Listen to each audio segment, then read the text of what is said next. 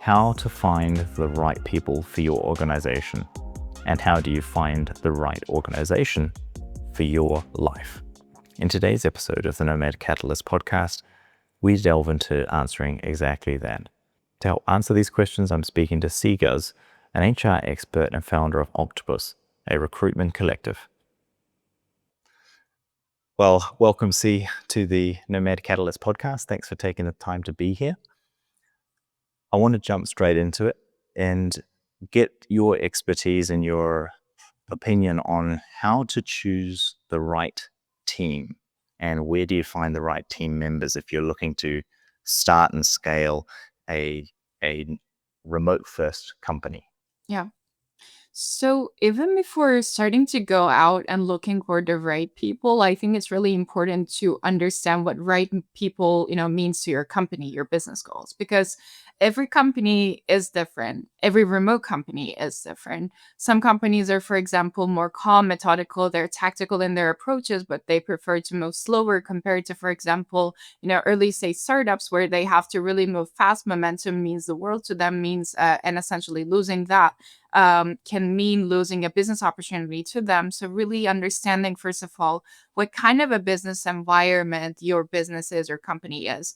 For example, let's say that you're operating an e-commerce creator business. So, how fast paced do you need to be? For example, maybe you have customer support. Maybe you have to, fix features, ship features fast, and essentially identifying what you're trying to achieve in the next 6, 12, and even 18 months, because that will help you understand, okay, like what kind of people do I need here, and what am I trying to achieve? What is really the company DNA that we have here that defines who we are as a company?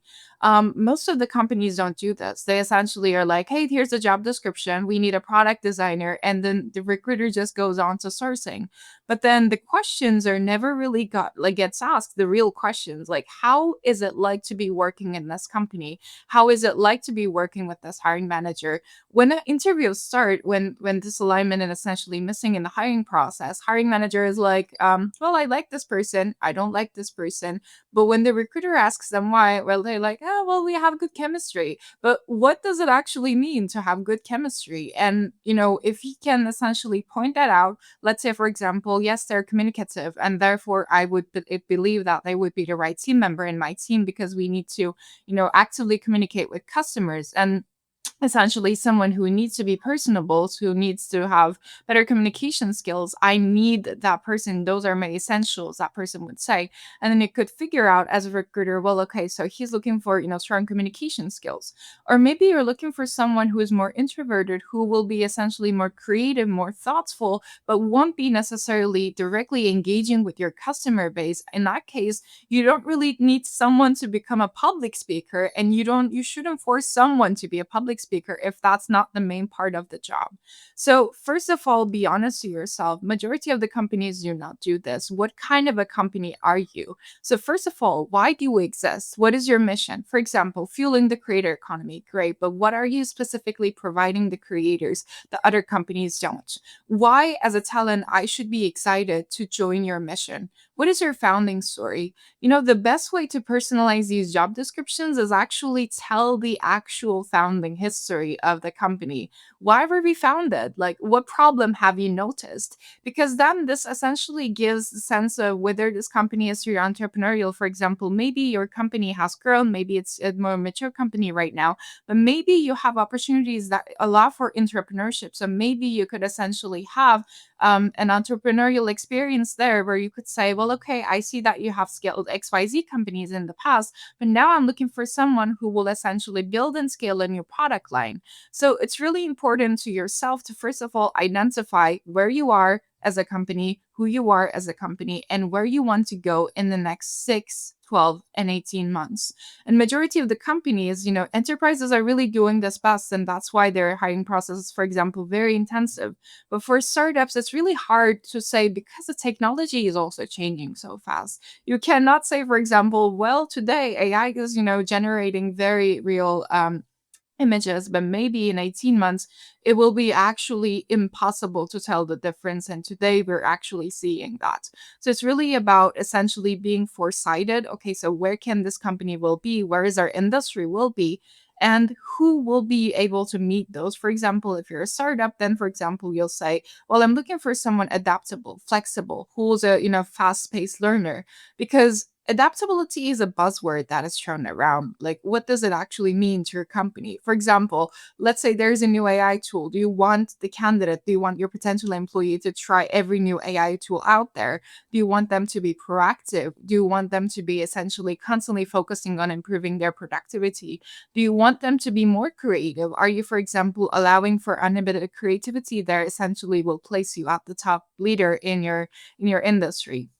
So going back to your original question, it's really so many questions that companies miss to answer before getting to sourcing. And then the recruiter says, well, we're looking for a fast-paced developer who has built an experience with scalable systems and distributed systems. And the developer is like, okay, so what business problem are you solving?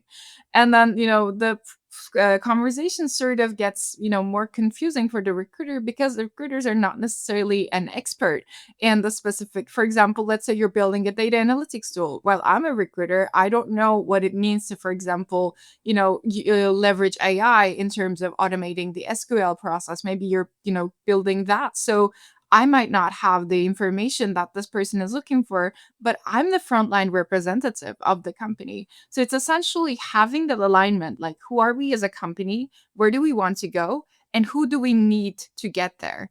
And then once you answer those questions, then it's about, okay, who do we need? Who is this profile? How will this person grow? And who this full person will work with? What is their closest collaboration circle? For example, maybe they will collaborate closely with the VP of sales. Maybe the manager will be involved. So it's really about essentially creating that first insider experience into what it means to be working there as, let's say, a product designer, as, let's say, a marketing manager, and your job descriptions will be more accurate than ever, and you will actually attract your ICP, ideal candidate persona, because you've done the job there and done the work there previously.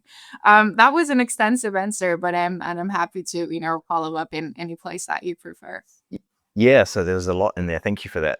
Um, firstly, how do you create that insider environment so that, was it for the candidates, so that the candidates get a clear idea of what it's like to work for this company? How do you create that environment in a hiring process? Absolutely. So first of all, I think it's really doing that alignment work. I call it a company DNA. When a company essentially says, well, how do we work? For example, remote work environment even looks differently for remote first companies that are, different. So maybe it is more of an async environment where every person takes the autonomy, the independent leadership into whatever task that they were assigned to. Or maybe, they're essentially responsible of developing a new project. So you have to first identify what kind of an environment is this is. Is it, for example, hybrid in terms of that async versus synchronous work? Maybe you like to hop into meetings and you like to do whiteboard sessions together, but how often does that happen? Do you have any, block times to do deep work? Or for example, maybe you're more of a collaborative company and you really need input at every step of the way. So essentially answering these questions, and then, okay, so you're remote or maybe you're hybrid, what does it mean? Like, do you, for example, require someone to come into the office once a day? Do you require someone to come into the office once a quarter? How do you essentially create that environment? And then looking at, the task, the pace of the work environment, and saying, are we calm? Are we more intense? Because that will help you identify the right person who's, for example, if I'm looking for work-life balance, oh, I will hate the intense work environment. I will say, oh my god, I'm receiving an email at 8 p.m. That's past my work hours. I'm in Bali right now, enjoying my pina colada, whatever, and I will hate that workplace entirely, and I'm definitely not a cultural fit. So it's really the basic questions actually that companies don't want to answer, and it's really scary to answer because, once you feel that you answer them, that you feel the talent pool is not enough, that you will attract the right quality talent, but it's exactly the opposite. The more you do the work internally, the more you align, the more the recruiter and hiring manager sits together and then essentially align, like, hey, hiring manager, hey, VP of sales. VP of sales, for example, says that, hey, we're looking for a new account manager because, we're expanding in, let's say, in the MENA region or EMEA region, whatever it is. And then, I need XYZ in order to get there. So this is the kind of profile that I'm looking for. And then essentially every company also has, their must-haves, not as a role, but as a company. For example, they might say, well, we're not really a relaxed environment, so we actually expect you to look things up before you ask questions. So we really expect you to be proactive. If you're not curious, for example, if you're more stagnated, if you think that things will be handed over to you, this is the not right environment for them. Disqualifying ICPs is not necessarily a bad idea. It's actually the best idea, because then you actually do yourself, your recruiters, the benefit of removing those people by never actually including them in the process from the start. And then essentially, once you have the answers, then your recruiters do know exactly what they need to assess, the exact profile that will be successful there. And what I like to also do is looking at who has been successful there before. For example, your employees are always your biggest hints to, to essentially achieving success there. Someone has been working there for 3 years, ask them why, like ask them what motivated them to apply, and then essentially create the whole, the success story of how it is like, or how the hiring process was like for the person that they've been hired and they've been working here for the last 3 years. How were they able to grow? For example, maybe they were hired as an intern, but now they're as their manager. Enable them to tell the story, because people want to see the ownership essentially being taken by the previous employees in the company, because this tells them, I will be trusted to do the best work that I can do here, and I will be trusted with my autonomy, with my skills, and I will also be given the environment to grow into something that I want to grow into. The tiniest things in a job application process, it matters. The tiniest questions, the answers that essentially recruiters are given to them. And candidates are also not really encouraged to ask the hard questions, but hard questions exactly determine what a successful hire looks like. What the success looks like, for example. What do you expect this role to be able to do? Is it a fast onboarding process or a slow onboarding process where I will be constantly mentored and coached by someone who's more experienced in the company? Because all of this actually gives you the ideal profile who will be successful in that company. Again, a very extensive answer, but I'm happy to follow up as you prefer. Well, I suppose the big thing there is that it sounds like a lot of work, first of all, to answer all of those questions, because a lot of them aren't obvious questions necessarily, and companies need to do a lot of deep thinking about what it is that they sort of standing for and want in a candidate. But I guess at the end of the day, you either do it at the beginning in the hiring process, or you do it later on by having to churn through a whole lot of candidates or a whole lot of people that just aren't the right fit for the company or aren't performing at the rate that they need. So it's kind of, you got to do the work at one point or another, and your advice is do the work at the beginning, and that's going to lead you to a much better outcome further down the road. Absolutely. I mean, return on investment is really in a good phrase framing that I'd like to use. Like, if you don't do this work right now, what will happen is you will give your recruiters the wrong job descriptions of people you're not actually looking for, who won't be the right fit for your environment. Your recruiters will go on to sourcing. Your real recruiters will go on interviewing dozens of candidates. You will too. And then every step of the way, you'll be like, well, this time, my time is wasted here. Where's the right candidate? And then you will essentially be taking that out on your recruiters as if they failed, but it's a collaborative thing, it's a teamwork.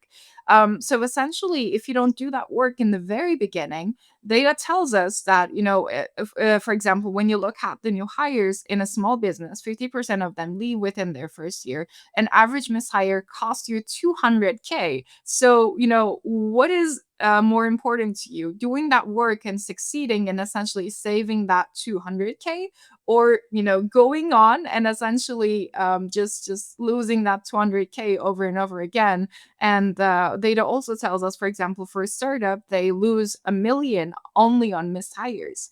You don't have to do that. Like, you can use that millions on advertising. You can use that to organize events or things that are more important to your company, to your business goals. And it is a responsibility to hire, but I don't actually believe, and this is commonly said, that hiring is, for example, a soft skill that everyone can learn. I think hiring is something that you have to relearn over and over again for every company that you begin, and even a new role that you begin. Because let's say you were a manager, now you're the VP of sales, now you lead the entire division. How does that division look like? Because a company itself has a DNA, but teams also have their DNA. So, yes, they're part of the same picture together, but essentially, you still have to answer the same questions for every team that you're hiring for, and essentially save the entire fee in the process, which is really important to do the work from the beginning. Yeah, so it's that getting very, very specific in each individual role that you're in order to be able to I mean, I suppose we learn this in, when you're going into business and you're starting a new business, it's like niche down. We're taught you've got to niche down, you've got to be very specific about who you're targeting when you're who your ideal client is. Well, it's the same sort of philosophy, isn't it? Yeah. Except now you're going, "Who is my ideal, hire for this specific role?" Yeah, I wanted to, because you mentioned something right at the beginning, around company companies being focused on their mission, Yeah. and I wanted to get your insight into how important do you think it is for companies to be mission driven, especially at the beginning, as opposed to focusing on revenue, because one would think naturally that the aim of a company and the goal right at the beginning is like, how do we get money coming in as quickly as possible and as much as possible? Yeah. What's your sort of opinion on that? Yeah.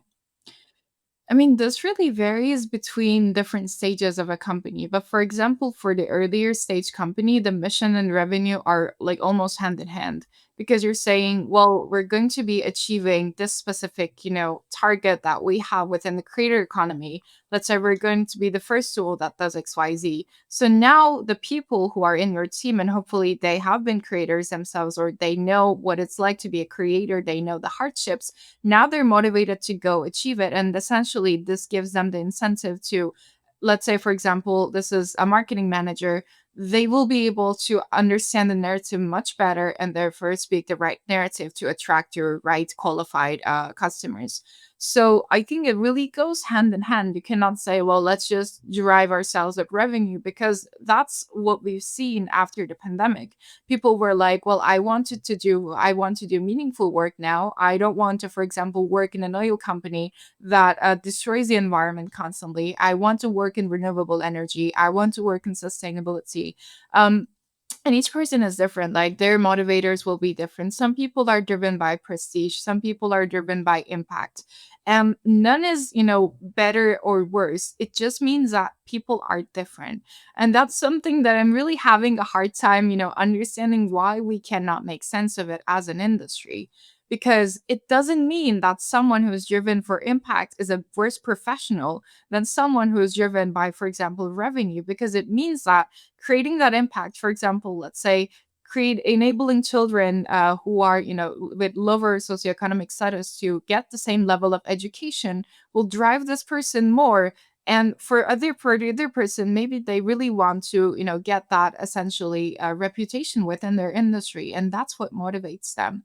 um None of them is better or worse than the other. It just means that we're different. And you need to understand what kind of people you need within your industry. And let's say, if even within your employees, if someone is driven by impact, titles won't motivate them. Give them more responsibility, give them more ownership. This also extends to performance management as well, and essentially setting someone up to succeed. If someone is motivated by more prestige, then make them the speaker, give them the opportunity to essentially represent your voice, be your voice. And these are, the things that essentially go hand in hand when we talk about the mission and the revenue. Because for a startup, yes, of course they want to achieve that revenue, but you essentially have that revenue as sort of, how do I say, like, these are very colliding statements, I would say. Because if someone understands your mission, then they of course will achieve your target goals, because they really resonate with the mission, with the vision of the future that you're trying to create. But you could also have revenue driven employees that will essentially maximize that revenue. But my, guess is, and it really varies between different companies. For someone who is driven by more impact, they will be incentivized to, for example, sell the solution to more schools. And this other person, for example, will be also incentivized by the same goal just because they want to have that reputation. None is better or worse than the other. It just means that people are motivated differently. And you need to understand essentially your anatomy of almost like what actually motivates your employees, and then you could essentially set them up to succeed with the goals that you're setting up for them. Some people are mission aligned and some people are more, revenue driven, and both essentially enables you to achieve the same goal, climbing to the top. Right. Is there a simple way, or how do companies go about figuring out how what is the motivation of their employees Mm. without spending whole lots of money and time and taking them off the important tasks? Yeah. Is there a simple way? Absolutely. I mean, the feedback meetings are say more than anything. Like if, for example, you recently promoted someone and they're like, "Well, I recently got promoted and I'm really happy, to be doing this." And the way that, for example, like their energy will be reflecting onto the whole culture, onto the whole environment in the workplace. There'd be, for example, "Well, I'm just so excited because I've been working in this company for the last 3 years and I'm so excited that they finally recognize my work, and I'm so happy to lead this new team that I was given, and now they're excited to take that ownership, reputation essentially means something to them." But for other people, like I think for remote first teams, this is the best example to look at this in Slack channels or Microsoft Teams channels and seeing like what people post on random even. The tiniest things that will reflect how they actually feel. You don't need to run surveys in order to understand this, but if you want to understand this, you could also run very short, inexpensive surveys to understand what really motivates them without actually having to say, "Well, you're money driven." No, I'm impact driven, for example, they might say. Because it's not necessarily something that is statute. It's a personality characteristic. Like for example, I'm impact driven. I like being able to create change that influences the underrepresented people, the people who otherwise wouldn't have been able to access the thing that I'm creating for them, and being able to play a part, even a small part in their lives, is what really drives me. And you will, for example, see social work all across my career, and that probably says it. So it's really about paying attention to the tiny things about them, and what they're motivated by will be reflected all over the culture. And you'll also be able to see how they empower their own team. For example, the reputation driven person will be essentially enabling their own team members to essentially pursue the same goal, like prestige. For example, they will say, "You know what? If you do this right, within the next 6 months, you're up for the next promotion, and I would love to nominate you." It's really the basic things, I think, that you don't need to bring in a culture consultant and pay thousands and hundreds of dollars of. Yeah. Yeah, paying attention, I suppose, like that's kind of been a common theme throughout what you've been saying is attention to detail and paying attention. That's kind of the key to it all. Yeah. I wanted to go into your company. So Octopus is you're the founder of Octopus. Yeah.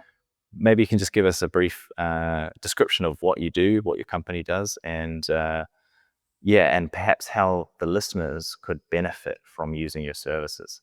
Absolutely. So essentially responding to this initial problem, what we've recognized is, well, the companies are not really aligned on what they're looking for. And they're not able to then assess what they're looking for in a candidate. And therefore there's no such thing as pre-qualification. And then the inboxes are flooded with 500 to thousands of applications with candidates that don't actually meet your ICP.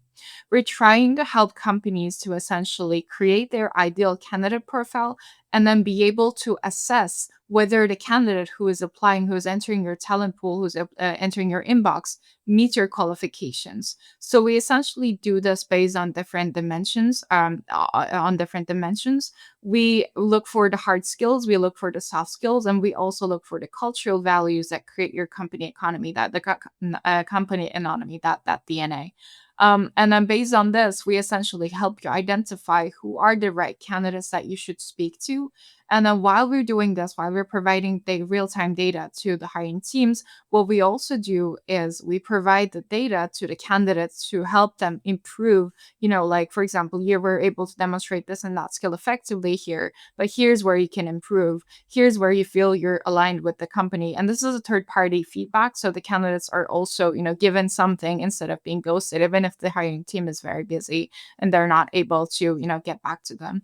But using Octopus, hiring teams never start from point zero. They start to have structured, targeted interviews. For example, let's say you're looking for a product designer, and you will see, for example, what project the candidate has specifically worked on because you'll have asked it previously to the company in an async interview. And then you will be able to say, well, okay, so I see that you worked on this specific data analytics problem that we're currently trying to solve.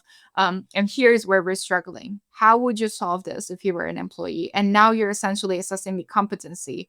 It's not really, the years of experience, but rather, is this person, if we hire them today, will be capable of solving this very urgent problem that we need solving.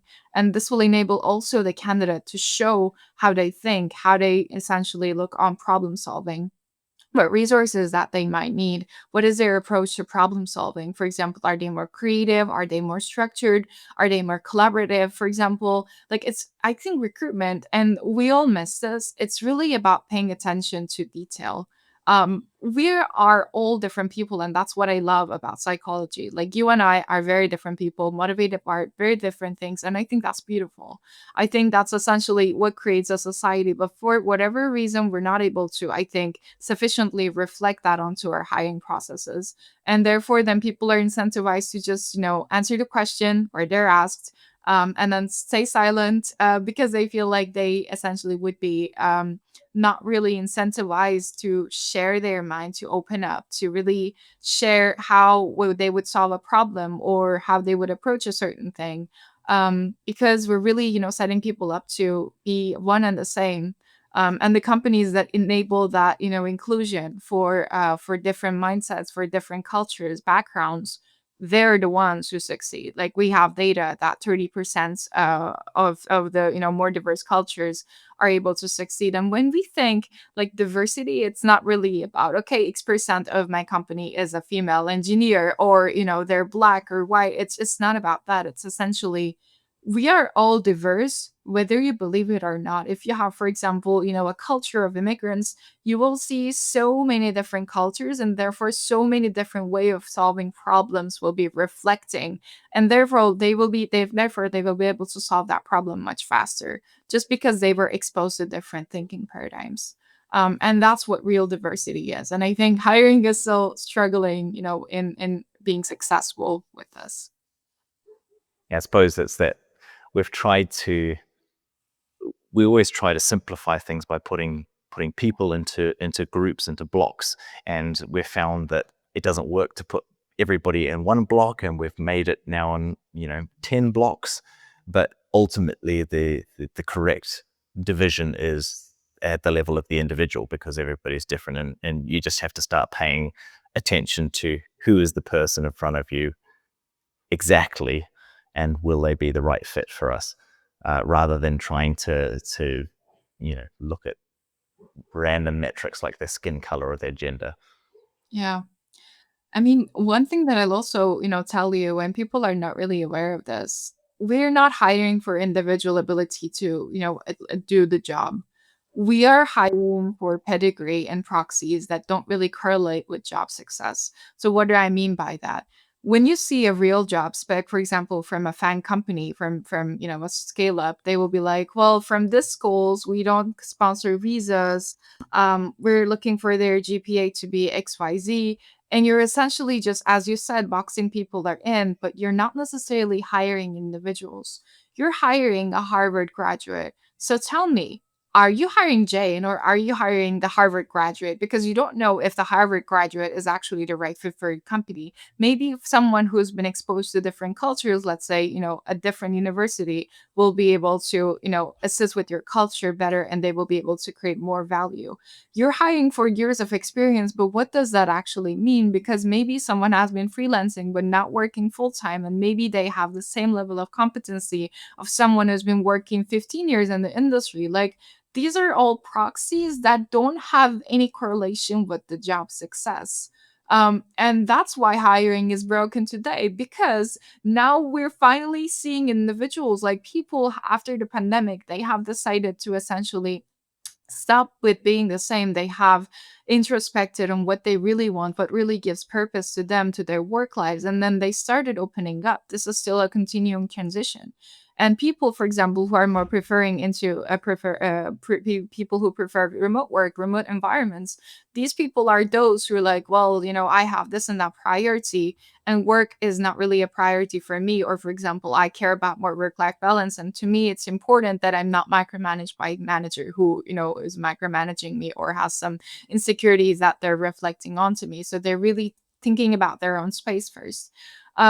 It's really important that we focus on who that individual is, and that's why details matter, because otherwise we're going to say, this is what their background is, this is how they speak English. Most of us were not native speakers, and that's okay. Like, English is the global language today, the most spoken language, and we don't all speak it the same way, but we all bring something to English from the culture that we essentially come from, or the cultures that we have essentially accumulated with ourselves. For example, a worth traveler, like, of course they won't be able to speak the native English. And it's really important that we focus on the job ability, like, all the time. We hire for interior performance, we hire for on paper looking good characteristics, and then what we see is candidates who are using AI avatars to fool companies. Like, these are all transitions that didn't just happen. These are the things that we've led hiring into this by not trusting each other, because candidates have trusted hiring teams that they would do the right job, they would do a fair job, and they would be given a fair chance at a job. And essentially, recruiters have also trusted candidates to be open, to be honest, to essentially not fraud the system. But both sides have failed us, and they failed each other in different ways. So now what we're seeing when we say the phrase, like the famous phrase, hiring is broken, there are so many different components to it, and we all have one way or another contributed to it. So what I would say, as a final remark into this is, if you're in this industry, like if you're listening to this, if you're a candidate, if you're a hiring manager, if you're a recruiter, you're responsible of making things better. Because if we don't act now, then we're going to be automating all of these connections. We're going to be removing the human from the hiring process, which essentially human hires human. Like, with people hire people, and people work with people, even if there are AIs into it right now. But we're just going to be automating away and scaling a broken system that has brought us here. So I think it's really important to, pause and reflect and ask ourselves, have we been doing it the right way? And what does it mean to be doing it the right way?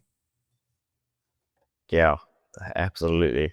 I just wanted to remark on what you just said there, that AI or systems might overtake the hiring process or take over the hiring process. A lot of people would say, well, maybe that's a good thing because we can, save money or we can speed up the process. What are the biggest downsides that you can see to that being the case? I love that. Hilke Schellman, I think, was the author's name. She has a bestseller book on essentially the algorithm, how AI hires, fires, and how, what to do now. Something the longer version, but it's called The Algorithm, the main name. It's a great book that exactly focuses on like what happens when AI is misused. For example, there's a software that she talks about, HireVue, that has essentially made the hiring or firing decision, or said, for example, the person was more closer or they were not. Human cannot be removed from the loop. Like that's one thing that we have to accept, because if AI hires, like, then you're gonna be like, well, I don't actually like this person. We cannot actually we work together. AI needs context to be successful. And who gives that context? You have to give that context for AI to be successful. So, one thing that we really, speaking between each other industry leaders, it's just you're expecting AI to succeed at what we have been failing for years. So AI is trained based on data, right? Like, when we're looking at, it's trained on big data, it's trained on forums, etc. How have we succeeded on hiring so like awesomely that we suddenly decided, okay, let's scale this up. we've done a great job. Let's scale this whole thing and let AI make the hiring decisions. Like, I think this is almost like a red light to us that we finally can notice what we've done. We were also discussing the exact same thing with someone, and I said, like, I'm really concerned with where AI is taking us. The hallucinations of it, the AI essentially automating our connections and removing the human process. And this person told me, well, AI is not really, making it worse. It's just amplifying what was already there. And that's why suddenly everyone is so bothered by AI. AI suddenly has the bias, like only has the bias. AI is suddenly making mistakes. Well, we have made mistakes and AI is amplifying them. It's like, you're, let's say, a criminal and detective, there's a detective. Now we're almost playing that game where we're like, okay, we're the detectives and we're AI has, committed a crime.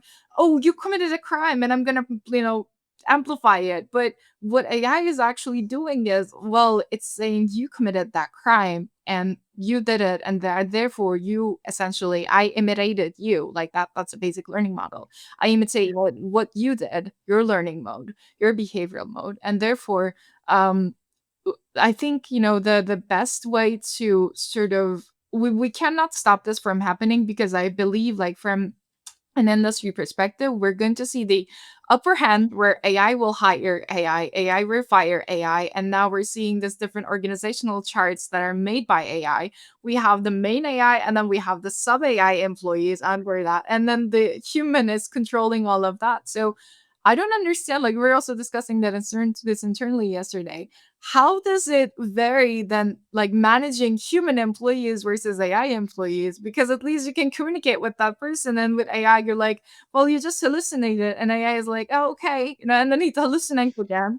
Um, Yes. wow, it's a really complicated question to answer, but like, legally it is really hard to remove your human from the loop. For example, today candidates think that AI is like rejecting our applications. AI is not rejecting your applications. There are probably questions that you're answering that essentially, filters you, auto filters you based on the answers that you're answering. These are usually multi-choice questions. For example, do you have the right to work in the UK? And then you select no, and then the essentially the applicant tracking system removes you from the process without you even being seen by the recruiter. There are some required criteria that makes you the right fit for a position, like the prerequisites, and that's something that you should like focus on. But this industry, and I really don't understand why, is the one that is filled with myths. Influencers have not done a good job in terms of like amplifying what is already there versus what is not. And now we're like, okay, what keywords? We're like, okay, ATS friendly resume, ATS friendly cover letter. And the recruiter, the hiring manager on the other side, is looking at their applicant tracking system and they're like, where is the human being? AI generated, AI generated, AI generated, AI generated. Yeah. Oh, ChatGPT has said XYZ AI generated. Like, this is how it's That's where it's going. Yeah, I mean, at the end of the day, it doesn't matter how smart the machine has gotten. The same adage applies: garbage in, garbage out. Okay, the AI is out now able to put out a much more complicated bullshit answer, but it's still garbage. It doesn't because it's trained on garbage. yeah. Yeah, well, look, I really appreciate you taking the time. I know you've got to get off to another call. But before I go, I wanted to ask, do you have one piece of advice, one sentence or a couple of sentences for founders, so for companies looking to hire, and perhaps one piece of advice that you could give people out there who are looking to be hired? Yeah, absolutely. I think as founders, it's really important that you know where you're going. Like, as for example, a founder and CEO usually have a strategic direction, and that's what you need to base your hiring decisions on. And you need to then focus on, where do I want this company to be in the next 6 to 12 months, and then what are the right people who would enable me to get there, and being brutally honest to yourself in terms of like what you really want to achieve and who can achieve those goals with you. And also, like, being inclusive. Like, pedigree does not translate to job success. Like I will say it 3 times. Pedigree really does not translate to job success. I'm still seeing job descriptions that ask for GPA, and while AI is here and AI is essentially revolutionizing the entire education system, you're keeping people accountable to their short memory. It's man, it's just so, I look at the systematics of it and it just doesn't make any sense to me. So just enable people to show if they're the right the right fit for you. Like give them the space, give them the fair opportunity. Don't judge them based on what school that they went into, their GPA, and even their background, because you might be surprised on how competent people are that are coming from different industries. And interdisciplinariness essentially is an asset to your team that will enable you to get to success. But again, understanding clearly what are your top goals that you want to achieve in the next 3, 6, 12, 18 months. And then essentially basing your hiring decisions based on those goals, based on the smaller goals. And then, for example, let's say you want to improve retention by 30%. So, how will you improve retention? For example, we can say, well, I will create in app marketing campaigns. So now you're looking for a marketing manager who's, for example, experienced with that, or essentially has worked in a specific domain, or has that specific skill set in your industry, or understanding, knowledge, or willingness to learn, that they'll be able to, create that retention internally with an in-app marketing campaign. Going back to the candidates, like there are 3 questions that you need to answer that I've also talked about recently in the Rebellion Job Fair when we sponsored it. And these are the 3 core questions that recruiters are trying to answer about you when they see your resume for the first time. One, this person, like, can this person be the right fit to this environment, like really? And you need to be honest to yourself, because a lot of the candidates right now are spraying and praying and hoping that they will hear back, but if you do it, it is actually less likely that you will hear back. So ask yourself, am I really the right fit here? And the core example that I like to give, for example, here is that if you're someone who's passionate about sustainability, about environmental health, and you're applying to an oil company, you will feel internally conflicted, and you likely won't be able to be right fit, because when someone sees your resume, they will be like, well, are they really right fit, to work here? Because that you have different moral principles versus the oil company. Second, how can I grow here? If you don't have the answers, like for example, if you think that I'm already at the top that I can be and I cannot see any space for me to grow, then essentially you're not the right fit. They're looking for someone who will be able to learn, to be challenged, to grow. And growth looks differently for every company. So assess it if you make it to the interview stage. Ask the recruiter, what are the growth paths? Are you looking for someone to be an individual contributor, a manager, or what is it that you're actually looking for? What are the paths for me here that I can grow into? And lastly, can I work with this hiring manager? And this is really important because that person is making the hiring decision. Like this is not the fact that you just get a job and it's over, but they are looking for essentially, like, this hiring manager is the accountable person of you achieving the 6, 12, 18-month goals, and they want to make sure that they're setting up themselves to success. So go to the LinkedIn profile of the hiring manager, see what they care about, see about what about the company that they share. Maybe, for example, they have created a new product line that they were really excited about. They led the whole process, and that will tell you, for example, now they're looking for someone who will take that incentive, that autonomy. And it's really about understanding, like paying attention to details. Most people don't, and that's where you win. How, if you're the right fit, how can you grow here? And lastly, can you work with this hiring manager, the team? Once you have the answers set up for yourself and you believe that you're really the right fit, then go on and apply. And these are the 3 questions that you should keep in mind as you are progressing in the hiring process. That will make things easier for the hiring team, for the recruiter on their side as well, because these are the top core traits that they're trying to understand. The recruiter is not necessarily an expert in the field. Don't expect them to be. Like, if this is a data analytics company and the recruiter doesn't understand it, in depth, that's okay. Help them out. Or for example, be more constructive. Don't judge them, because believe me, recruiters are right now the most burnout people in this industry, that are carrying all the weights from the hiring team's shoulder, from the company's shoulder, and they're kept accountable. So partner up with the recruiter.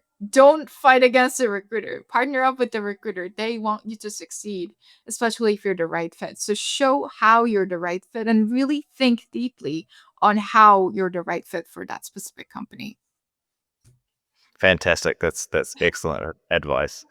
Well, thank you so much, C, for coming on and giving all of us that insight. I really appreciate that, and I'm sure the listeners do too. Uh, to our listeners out there, if you haven't already, please hit subscribe and follow. If you're wanting to hear more from people like C and get some insight into how you can either hire the right people or find the right jobs.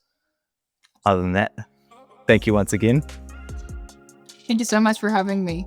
It's been a pleasure. My pleasure. Thank you.